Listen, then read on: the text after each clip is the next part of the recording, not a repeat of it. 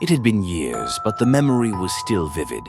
Some details blurred, but the fear remained sharp.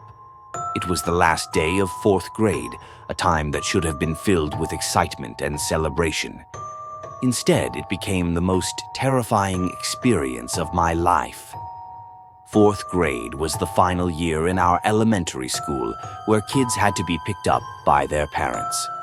5th graders had the freedom to walk home alone, but for me, my mom was always there, especially on the last day.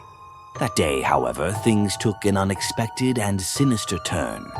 My best friend, Dennis, and I had planned a playdate to celebrate the start of summer. Though we weren't in the same class that year, our friendship had endured since kindergarten.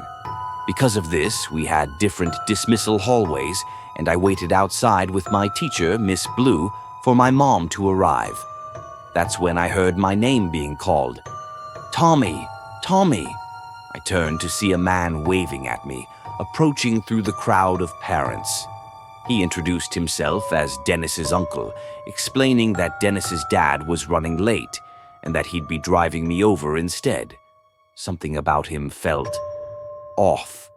He spoke fast, almost jittery, and walked even faster, barely giving me time to process what was happening. Miss Blue asked where my guardian was, and I pointed to the man. He gave her a friendly wave, and just like that, I was dismissed into his custody. As we navigated through the parking lot, I finally thought to ask the obvious question. "Where's Dennis?"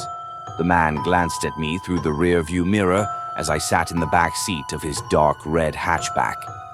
"Oh, he's already at my house," he said, brushing off my concern.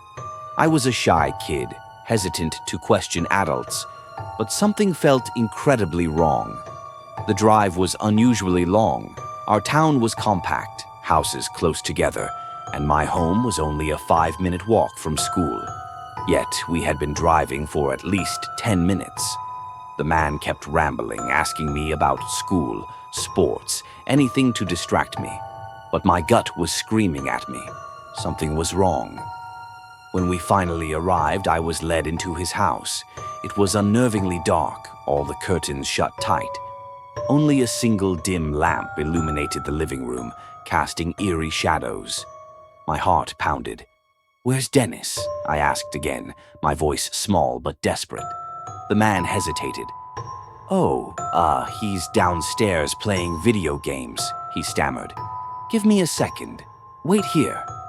He disappeared into a nearby room, and I heard the distinct sound of a basement door creaking open, followed by heavy footsteps descending. My instincts screamed at me to run. I rushed to the front door and twisted the knob. Locked. A deadbolt required a key. Panic set in. I spun around, searching for another way out. My eyes landed on a kitchen phone mounted on the wall. I darted towards it, lifted the receiver, and dialed 911 with shaking fingers. "Please come to this house," I whispered. "I've been kidnapped." The operator responded immediately, but I didn't stay on the line.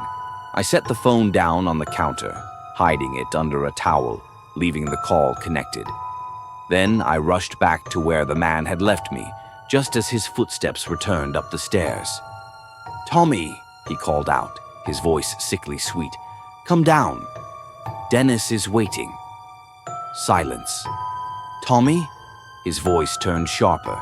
Then he stepped fully into view, his fake friendly expression gone. He reached for me, gripping my wrist tightly. I screamed and thrashed, but he yanked me towards the basement. "I'll let you go if you stop," he shouted, his grip tightening. I was dragged halfway down the stairs before I froze in terror. The basement was unfinished, cold concrete floors, a single hanging light bulb, a lone support beam in the center. A nightmare. The door slammed shut behind me. Locked. I sat there, my heart hammering against my ribs. I could hear his footsteps above me, pacing. Minutes felt like hours. Then the doorbell rang. Once, twice, 3 times. A loud, commanding knock followed. Then another. Police. The man's footsteps didn't move. He wasn't going to answer. The pounding on the door intensified. My breathing quickened. Then, bang!